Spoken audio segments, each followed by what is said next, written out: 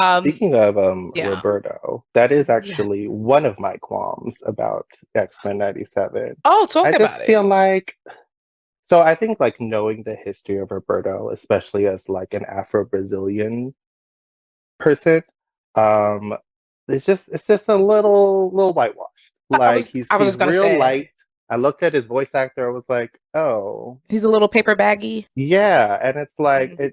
the history of Roberto actually is like his powers are activated because he's half black and half like whatever Latin or Brazilian he is. And he's in a soccer game and like the other team is like harassing him because he's black.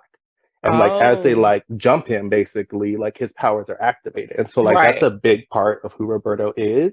And the way that like it's not even just X-Men 97, but like in so many of the X-Men adaptations, like Roberto was always made to be this like lighter, almost white Brazilian, when that's not who he Mm, is. And like that's also a big part of who he is and like how he mm. embraces his like mutantness.